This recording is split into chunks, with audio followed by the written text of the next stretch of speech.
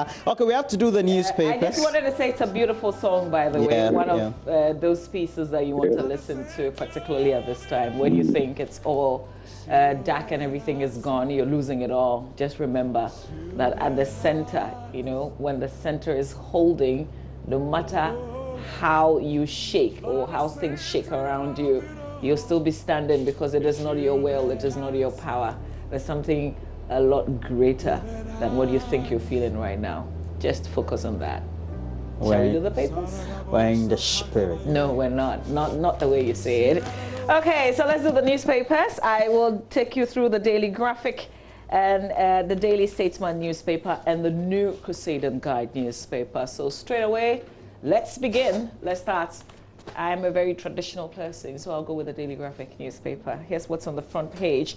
A nurse at the University of Ghana Medical Center being sanitized after duty, and that picture taken by Abel Hansen is on the front page of the Daily Graphic. You see it in a bit, but the banner headline says, "Our duty, national call, health workers determined to win COVID-19 war." And I like the fact that we're focusing on those at the front line trying to fight and stop the spread of COVID-19. So Daily Graphic also essentially doing a similar thing today.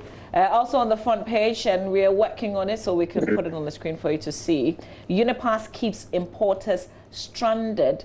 That's the angle of the story, full story on page 16.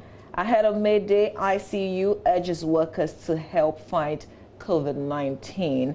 Don't aid people to cross borders illegally. That's a call by the GIS.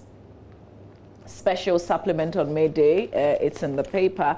Well, usually we'll be making such a big deal about May Day, but because of obviously what we're going through with this COVID-19, we're not even necessarily observing it, except that, have you seen that release that says tomorrow is a holiday? Anybody spotted it? No, I haven't From spotted the Interior it. Minister. Well, Okay, so this is actually not the front page. This is the special supplement in the center spread in the middle of the paper. It says, "Ayiko, let's fight COVID-19 together.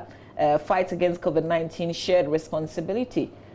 Create more jobs for youth." A call by NATS. So you can check out everything about May Day and what workers are saying, everything about workers really in this supplement. On the back page of the graphic, though, frontline worker, health workers in Western region cope with stigma.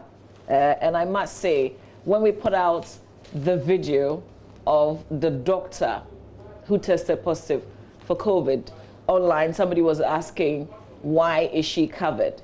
And then I like the response that somebody else came to give, which says it's because of stigmatization. Because of stigmatization. We see in other countries people clapping, people proud, but you come to some places in Africa, sadly, it's not the same. We're living on different planets. Ministry seeks legal backing to restrict soya bean exports. Also another story on the back of the Daily Graphic newspaper. So let's jump into the New Crusader Guide newspaper from the graphic, I think. All right, so let's do the New Crusader Guide newspaper. Front page says NDC split heads over Akufo-Addo's 88 hospitals projects.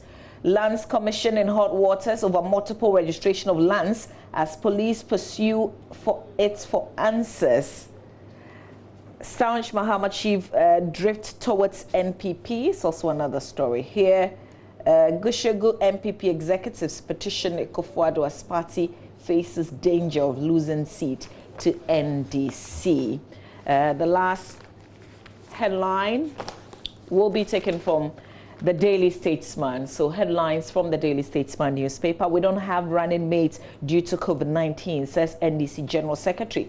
No decision on lifting ban on public gatherings, President declares. And the paper is announcing that the cover price goes up. So from 3 cities, it goes up to 3 cities, actually, from 250 to 3 cities. Just so you know, if you're grabbing the paper next week. Did they say next week? May 4, effective May 4. Yeah. On the back page, Thomas Partey shows love to Stonebwoy over Angloga Junction album. That was a great album. Yes, Great it album. is. People are still a bit confused why it is called Angloga Junction. Angloga is my hometown, by the way. That's Stoneboy's hometown too. We put our hometown on the album. Hopefully, we'll be able to share properly the Angloga story with all of you. Let's see. There's one he has with is it Kerry Hilson? Yeah. Yeah, beautiful song. Beautiful, Nominate or something of the song. Yeah. Hey, Roland. Charlie. I say the thing like you don't know, but you know. You've been listening every day. Okay, so that's it for me, the Daily Statesman. Guys, Kojo, is it Kojo going? Yes, Kojo is going. Kojo? Yeah, I've been talking for quite a while, but nobody in the production team seems to be paying attention.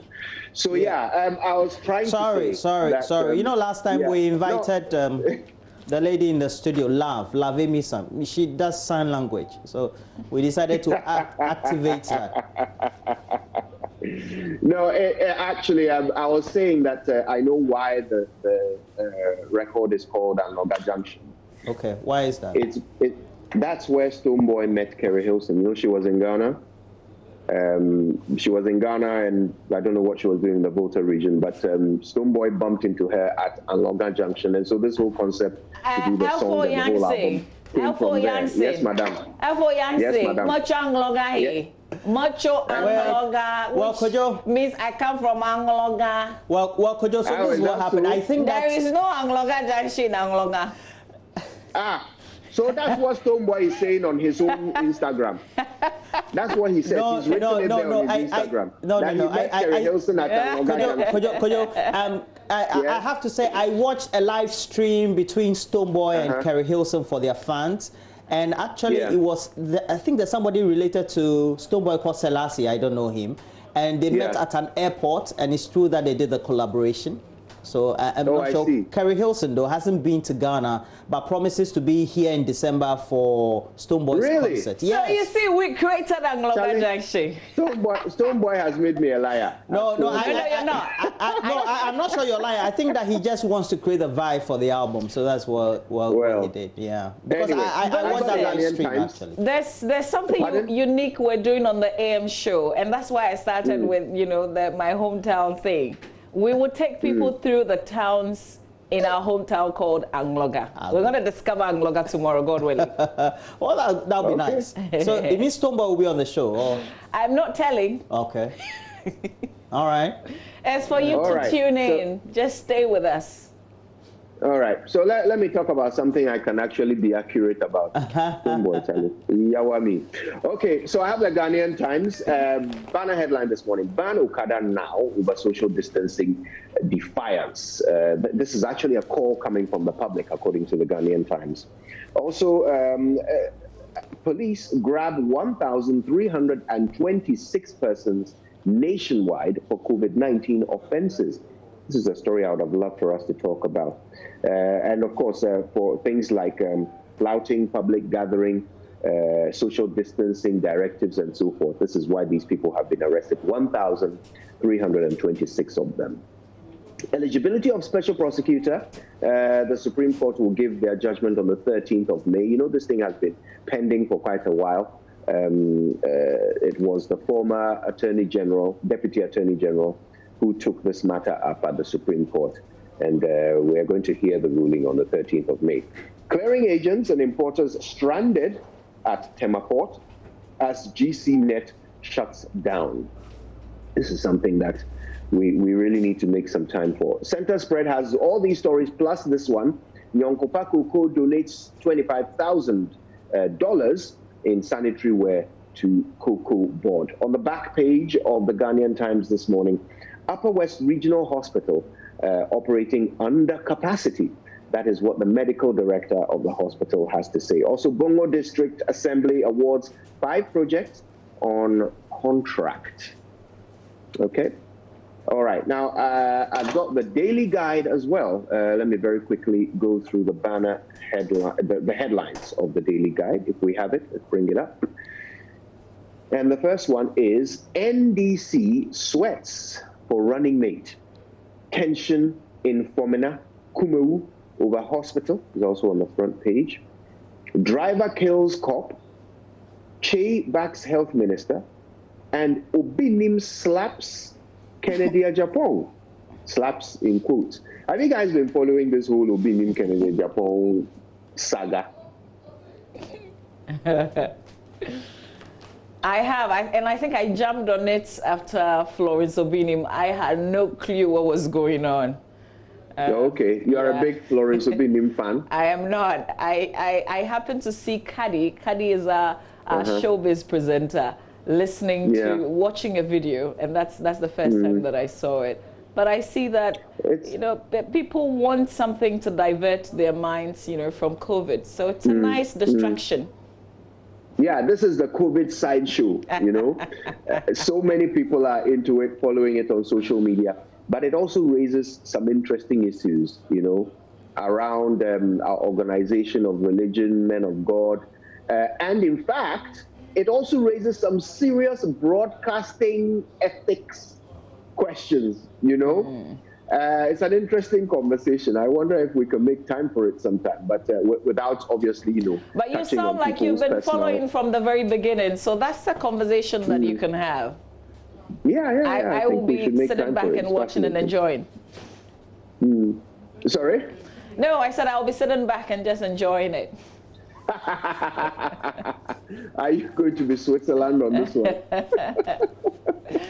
Okay, well, let's see the papers you have. Yeah, so I have the Chronicle, and Daily Dispatch newspaper starts with the Chronicle. It has on the front page, Amidu sits on tenterhooks. The story is captured as saying, and adding, a Supreme Court defers age judgment again, all on the front page of the Chronicle. Also there, police probe lands commission. It has Mr. Asomachreme, the Minister for Lands and Natural Resources, captured or attached to that headline. And MPP primary gets murkier.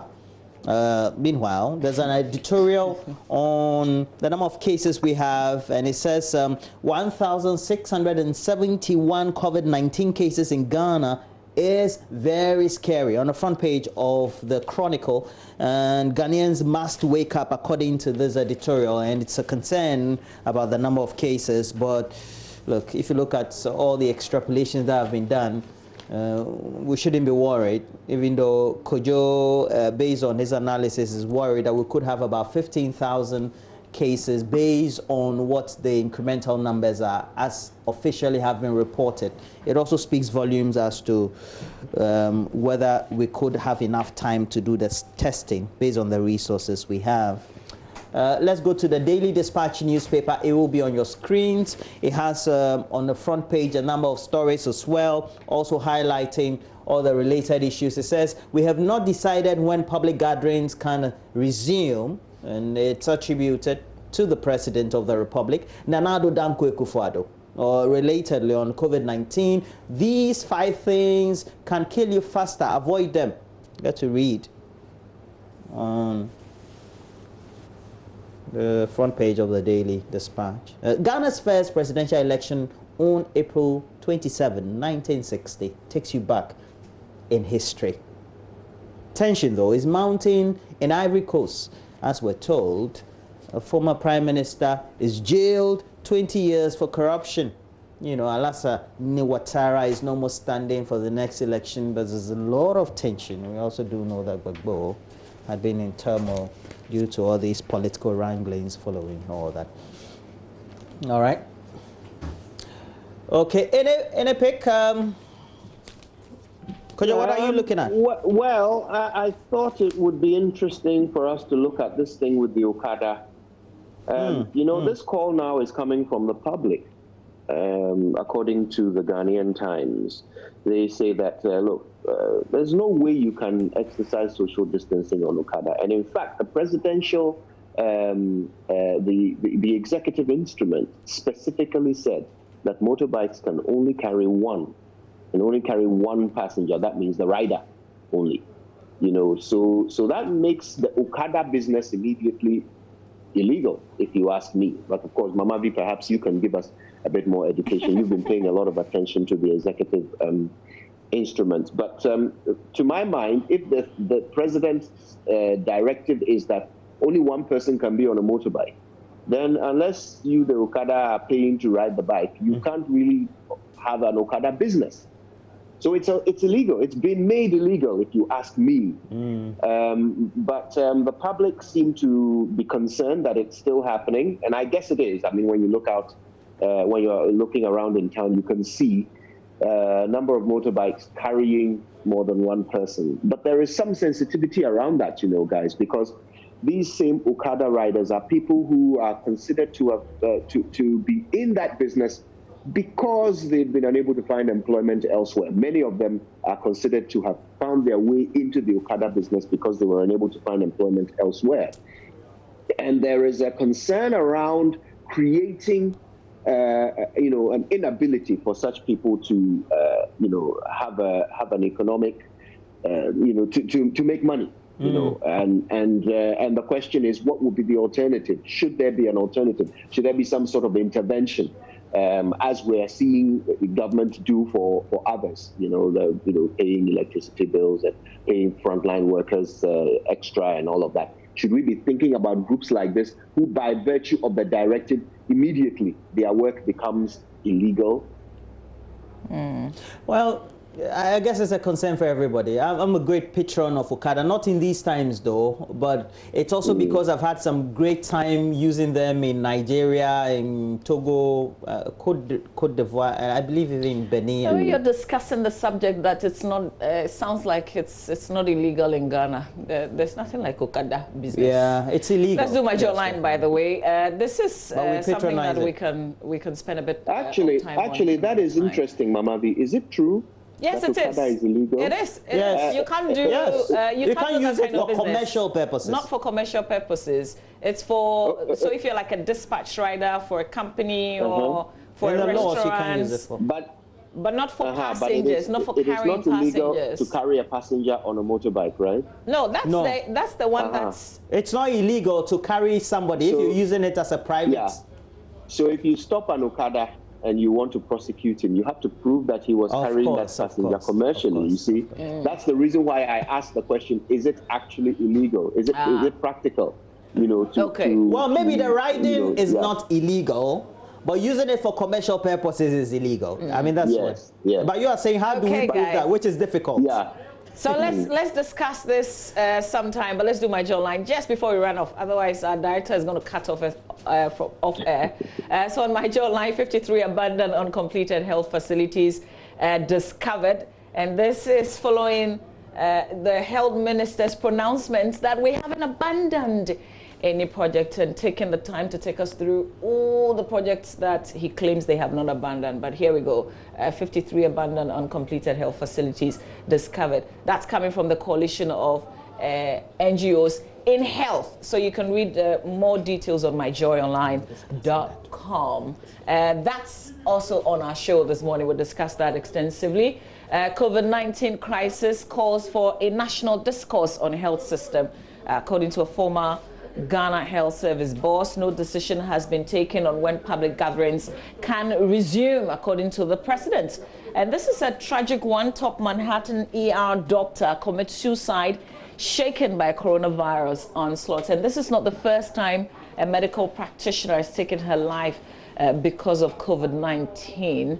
Catholic Church endorses JoyNews' Arrive Alive campaign, and there are plenty more headlines that you can look at, including my conversation with the doctor who tested positive. A lot of people have been interested in that story. So if you missed it, you can always catch up. It's on myjoyonline.com. Well, so we have to go for a break. And good morning to you. Say you're watching as you work with the ECOWAS office. Akman Thompson. Good morning to you. You say you like Kojo very much. No. Oh. Yeah, Roland, nice just say it. I mean, like, what's the challenge in that? So you've communicated. That's good. Listen, on our show today, we're tracking what the tertiary institutions, how learning and teaching is ongoing. Some of them had mid-semester exams just before the initial lockdown and this whole COVID. So how are they doing with the virtual learning, with the online learning? We've got quite a number of student leaders joining us for a conversation. So if you're in a tertiary institution, you want to share your experience with us, stay with us right after sports. We'll have that conversation.